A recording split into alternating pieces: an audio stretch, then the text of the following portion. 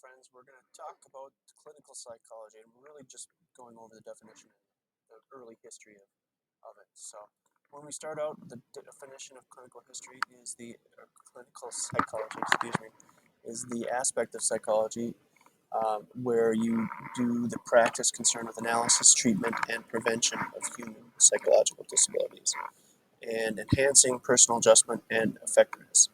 So I guess the thing we want to get out of this is it's both a science and an art, because there's a large amount of subjective assessment going on. Um, a psychologist determines which tests to use and which procedures to use that suit the person in question, and so people with similar problems may not respond the same way. So there's a little bit of art and the science of the whole thing too. Contemporary clinical psychology follows an eclectic approach, so meaning they take from a lot of different things.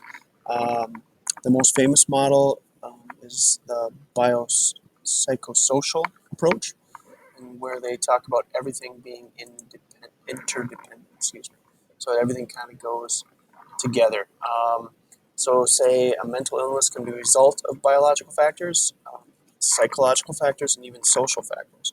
So, more often than not, it's a mix of all three, and a person's life is interconnected. So, an example would be a bad day at work can affect someone's neurochemistry, make them maybe an insomniac, which can lead to even more stressful experiences going forward. All right, now getting into the history, we go way back to the Greeks, and they were pretty rational, and they said the mind and body were connected, and the physical disease was caused by spiritual factors, or could be caused by spiritual factors.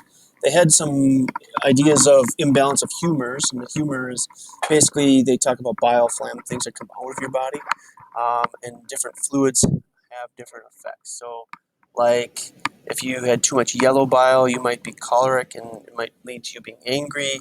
If you had too much black bile, it would make you melancholy and maybe make you sad all the time, things like that. So they were trying, but they didn't understand a ton of things. So um, Plato believed in mental illness, and it was caused due to problems in logikon. So basically, it was the way you thought. Aristotle believed the power of talking and reasoning, so you could work through your mental illness through talking and reasoning. The illness was a result of emotional states. There's another famous philosophic Greek named Galen. He believed that the human body, had a main soul, which is located in the brain, and that was rational.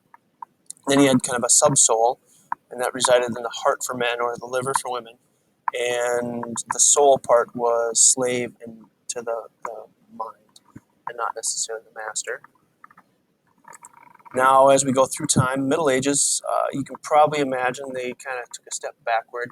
They got into a lot of supernatural practices, which were basically witchcraft and sorcery and bloodletting and things like that. Now, Thomas Aquinas, so the soul can't be sick, and hence the cause must be a physical one, or there must be something wrong with one's reasoning and passion. So maybe they just had faulty reasoning, or it was a physical thing. It wasn't necessarily a mental. Like again, they kind of went backwards for the most part. Horoscopic traditions that they that movement of planets affected people, that kind of stuff. Now there were a couple scientists, I guess you could call them, back in the Middle Ages, Vives and Ware, that tried to humanize treatment of mentally ill. Oftentimes they were ostracized and kicked out of villages and things like that. Now during the Renaissance period, they kind of went back to where the Greek philosophy were. They were ultra rationalist, and everything that could be not seen was rejected. So a lot of the mental illness maybe wasn't talked about, but if there was a physical embodiment of that illness, then that's something they could deal with and talk with, and sometimes put that towards mental illness. They'd connect the physical with the mental. Something kind of a fun fact is that the word bedlam actually originates during this period, and the St. Mary's of Bethlehem, which is a treatment facility in London that opened during this time, opened, and they really treated the patients poorly. Their treatments, if you want to call them that, included starvation, cold water dunking, restrictive cells, and so like a room that was locked and they couldn't leave. Or probably the most extreme version was bloodletting, where they'd cut you and let you bleed, thinking that would help you in the long term. All right, we're bouncing forward to the 19th century, and this is where it really starts to take off. There's a bunch of people, and I don't want to overwhelm you because we'll talk about them as we go along here. But Rush was a guy that offered the first work in psychiatry. He was American. Um, he could he posited that the mind could cause diseases. Mesmer was one of the first people experimenting or working with people that were experiencing paralysis and blindness that seemed to have no physical pathology, so there's no physical cause for this, but they were still blind or couldn't move or whatever.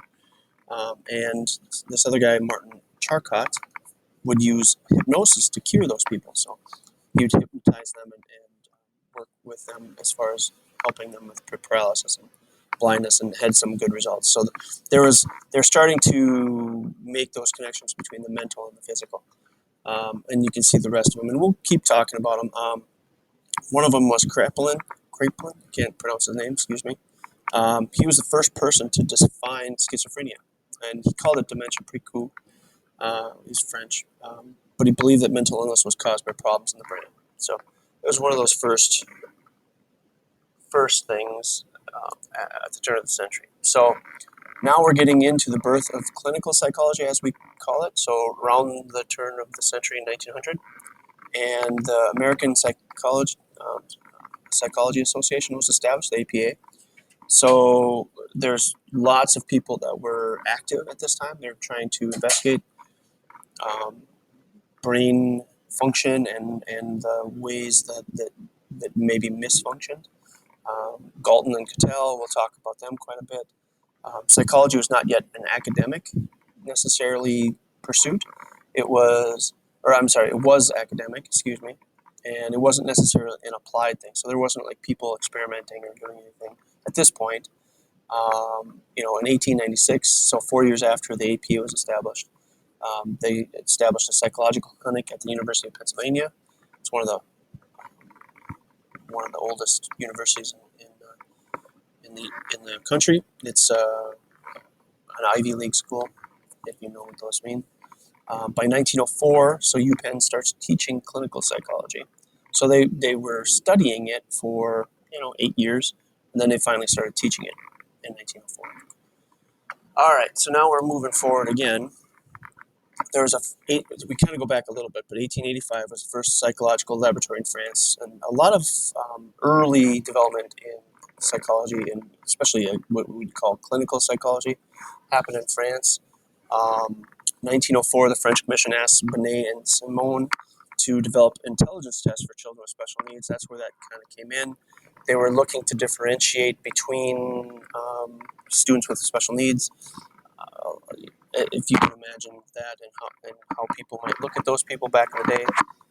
So they were trying to help those kids as best they could. So 4 years later, they finally got the test, and then another 8 years later, they brought it to the U.S. A guy named Goddard brought it to the U.S. and they revised it and kind of made it fit as far as the language and things. Because obviously, when you're measuring intelligence and you're using a written test, the language and how it's used makes a big difference. So, and I don't know if you know this, maybe you've never taken a test, but the Stanford Binet test is actually still, to this day, 100 years later, very popular.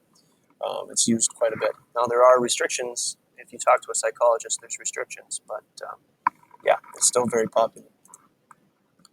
All right, mental health and child guidance movement. So again, we're still around the 1900s, and this guy named Clifford Beers. Now, he was a mental health patient for a while, and he wrote a book. It said "The Mind That Found Itself," and as the title implies, he kind of got himself, back together, I guess would be a way to put it. He was able to live with his mental illness, and his big thing was advocating against inhumane treatment being given at mental health clinics. So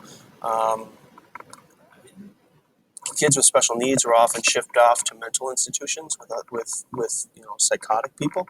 They weren't necessarily just had their own classroom and worked with there. People were afraid and ignorant, I guess would be the way to put it, and so a lot of mistreatment happened.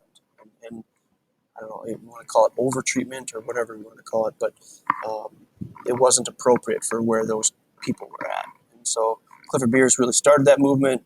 William Keeley opened the Juvenile Psychopathic Institute in 1909, again, looking to help juvenile deviants, but also looking at um, humane treatment for people with intellectual disabilities and mental illness.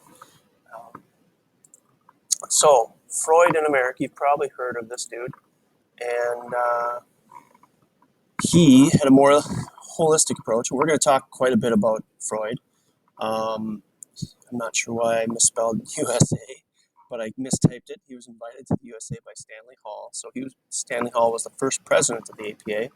And to mark the 20th anniversary of the APA, he invited Freud to the US, and they had a bunch, basically all the famous names in psychology at the time: Cattell, William, James, Titchener, Jung, and a lot more.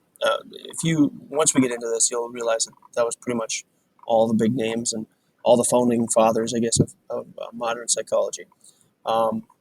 So during the whole part of this, there was a lecture by Freud and discussions, and basically by the end of it, everybody kind of agreed with a lot of his principles about humane treatment and about ego and id, and some of the founding theories of clinical psychology as we know. So that's kind of how modern day clinical psychology came about. And we'll continue this talk, and hope you have a great day. Thanks.